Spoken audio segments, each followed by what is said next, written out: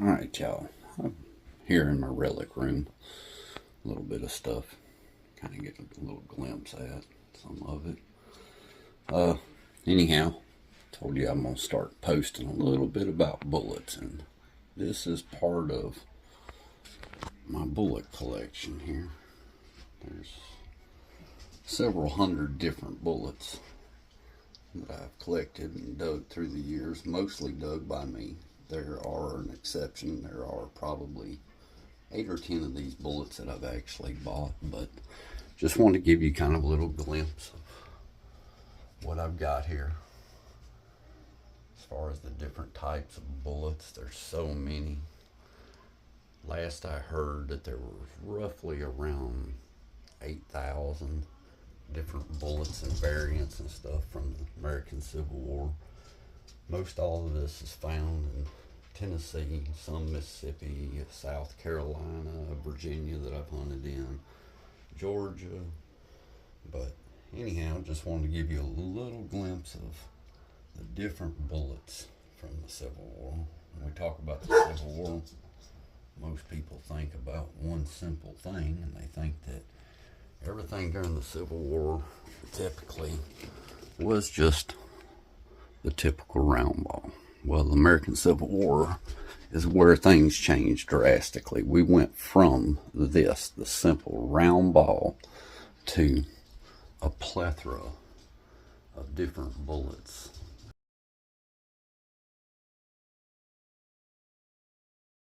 Good morning, y'all. This is Rodney with Rox&Relix again. Another episode on the series of bullets of the Civil War. Today's topic is going to be the Bavarian sharps. This is one variant of the Bavarian sharps that I've dug. This one actually has a cavity into it, which this is the only one of these I've ever dug. I actually have a shot example of this bullet as well, and it was found here around Shiloh. And this is the second variant of it. And this one here has a solid base. Both these were found in the Corinth, Shiloh area, but really neat bullet.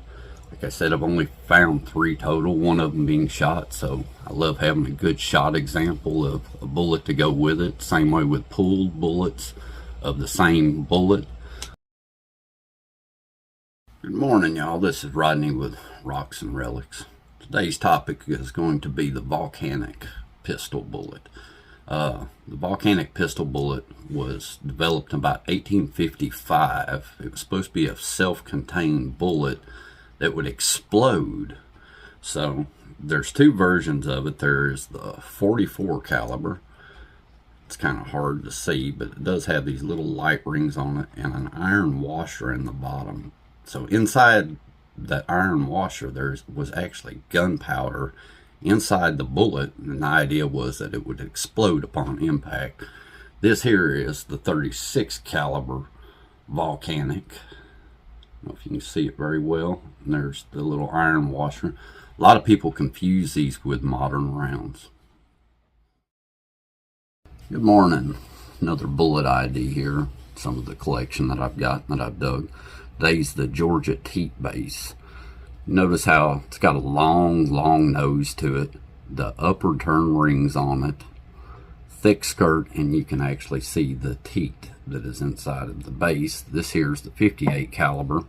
Also dug the 54 caliber. Again, it's got the long protruded nose on it, the upward rings, same characteristics, thick skirt with the teat in the base of it there. Primarily found in Confederate camps. Everybody that I know of has always attributed them to being Confederate bullets. So hope that helps somebody out.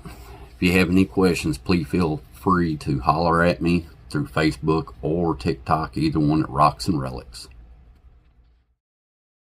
Morning, y'all. Here Rodney with Rox&Relix and doing a little bit more on the bullet ID and everything. As I've said, there's so many bullets. I'm gonna try to go through each one the best that I can and everything, but here's a really rare bullet that I dug here locally near Shiloh. This is a Hanoverian bullet. It's a foreign bullet. They're always attributed to the Shiloh area.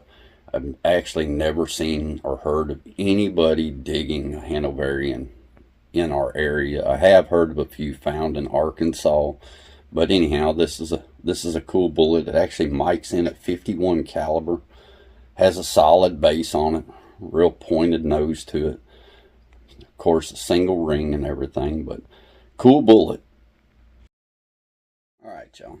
Told you I was going to try to do a little video every day if I can. Some of the different bullets from my collection that I've dug here. And you can see I've got a few examples. But yesterday, while I was talking about the Prussian bullet and everything, today I want to do one that's a little different.